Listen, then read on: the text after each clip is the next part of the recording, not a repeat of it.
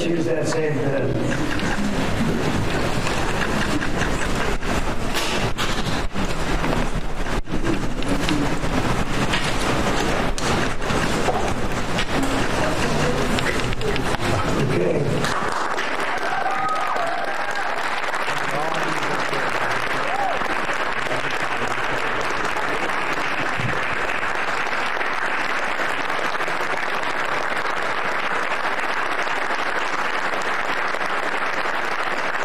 Voters oppose President Trump's efforts to reduce the number of government employees, changing the name of the Gulf of Mexico to the Gulf of America, and ranking near the bottom in support. His campaign promised to close the Department of Education. Okay, so the president is following through on his vow to shut down the Department of Education with that executive order. But what does that photo op where he's exploiting these kids mean for real? To dismantle a federal department, you need an act of Congress.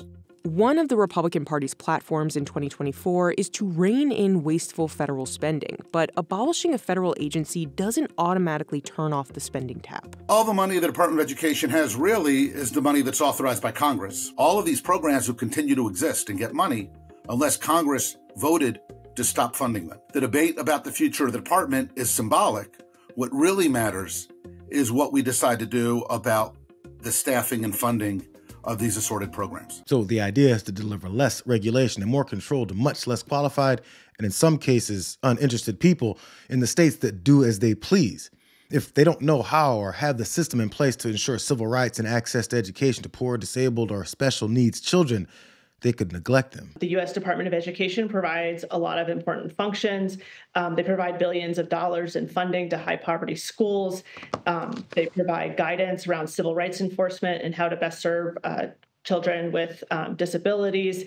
And they provide a lot of higher ed functions as well, for example, running the financial aid system. Title IX protects against sex discrimination, and in more recent years has been interpreted to also protect students on the basis of gender identity, and that's been a real point of contention between conservatives and progressives. They also do kind of boring things like highlight research into educational practices and help schools understand, if you're working with English learners or if you're trying to improve math instruction, here are the things that are evidence-based that could actually help students. And so some of those functions are potentially in danger. So just like with their Neanderthal approach to gutting every government agency and policy of the words gay, trans, bi, or lesbian, their focus is on allowing states with bigoted views to discriminate all they want. But just like the issues with their disdain for anything that involves providing equitable opportunities, they'll be decreasing the quality of education at the same time, especially in some Republican-led states that already perform below acceptable levels. Even though those failures are what this administration is using to justify their actions. Caroline, what do you say to critics of the president's education plan? Where was their criticism of our nation's failing test scores for the last several decades? The Department of Education was founded in the 1970s, and since then we have spent more than $3 trillion at this federal bureaucracy. What has been the return on that investment for the American taxpayer? Levels that are less than ideal, less than proficient. Our children's test scores are incredibly concerning when it comes to reading rates, literacy rates, math, and science test scores. The numbers prove that, and this president is finally taking much needed action to return education to where it belongs, and that's to educators closest to students in their classrooms in their respective states. It's just loud declarative statements without any real evidence behind them. This is the boring information they don't look into or expect Americans to know. The National Assessment of Educational Progress's 2024 report shows that there has not been a significant change in how students have been scoring on reading and mathematics since 2022.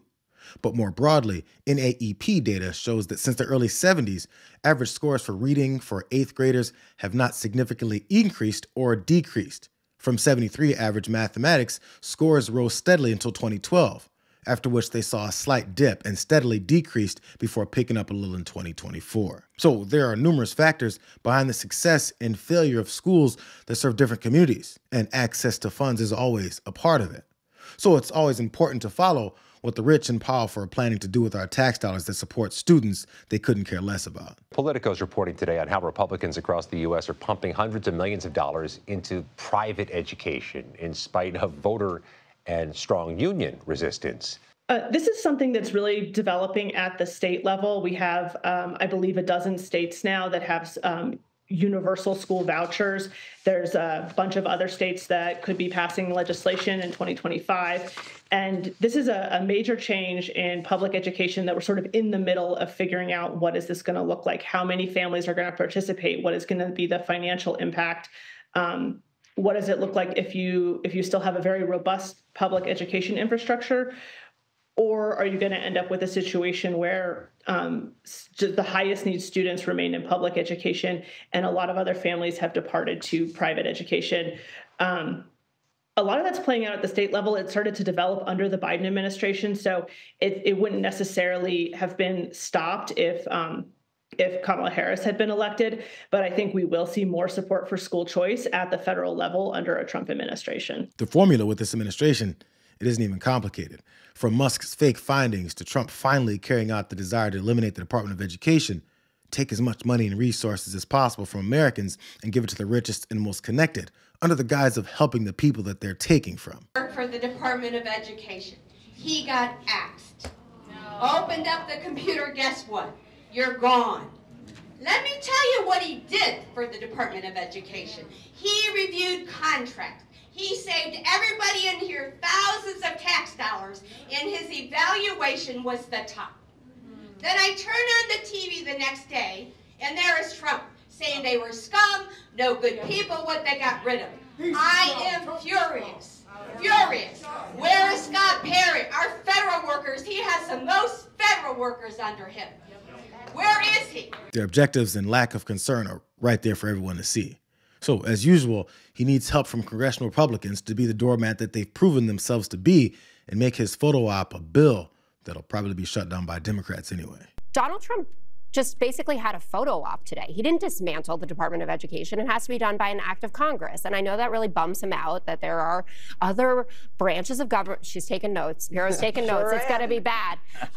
But what he's doing is making life really hard for the DOE to operate. The curriculums are actually set on the state level. So when you look at the lowest ranked states for education, least educated places like Arkansas, places like Mississippi, West Virginia, run by Republicans, that's on them for that. That's not on her. She's not setting the curriculum. What the DOE does and why it was created by Jimmy Carter and why probably you can't get Democrats at least to vote to abolish it is that it's a funding and civil rights enforcement organization. And when I hear Republicans out there talking about their plan for education in America, I don't hear them talking about making sure disabled kids have access to a public education.